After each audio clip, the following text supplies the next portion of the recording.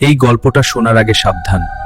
রাত 12টার পরে যদি ফোন আসে কখনো ধরো না। রফিক নামের এক যুবক শহরে একা থাকতো, ভয় পেত না, কিন্তু সেই রাতটা ছিল আলাদা।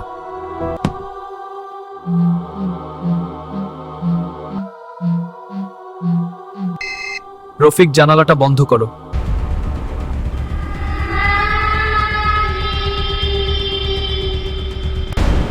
দরজা খোল, খুলছে না। কিছু ফোন কল কখনো ধরো না। গত রাতে যে ফোনটা এসেছিল ওটা এখনো শেষ হয়নি। রফিক জ্ঞান ফিরে পেল একটা হাসপাতালে। ডাক্তার কিছু বলছিল, কিন্তু সব শব্দ হারিয়ে যাচ্ছিল। ঠিক তখনই ফোনটা আবার বেজে উঠল। স্ক্রিনে লেখা ছিল, রফিক কল দিচ্ছে। যাত্রার নাম। যাত্রা? কেসে? যাত্রা এসেছে। ভয়ে রফিকের হাত কাঁপতে লাগলো। তুমি এখনো আমার ঘরেই আছো।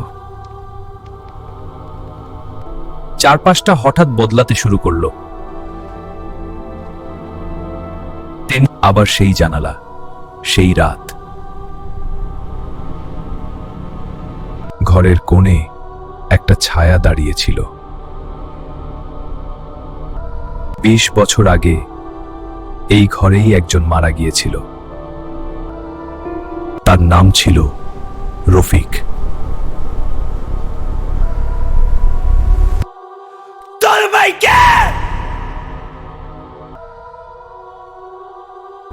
সে বুঝে গেল সে নিজেই সেই আত্মা।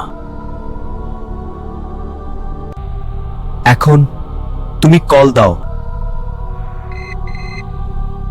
কিছু আত্মা নিজেদেরও চিনতে পারে না। রফিক ভেবেছিল সবকিছু এখানেই শেষ, কিন্তু আত্মাদের জন্য শেষ বলে কিছু নেই। রফিকের ফোনটা নিজে থেকেই জ্বলে উঠল। কোনো নাম নেই, কোনো নাম্বারও না। এবার তোমার পালা। রফিক বুঝে গেল সে এখন কলার। তার হাত নিজে থেকেই কল বাটনে চাপ দিল। ঠিক তখনই ঘরের বাতাস জমে গেল। চারপাশে ভেসে উঠল অসংখ্য ছায়া। সবাই একসাথে বলল, আমরা এসেছি তোমার জন্য। আমাদের জায়গা নাও। রফিকের শরীর ধীরে ধীরে অদৃশ্য হতে লাগলো।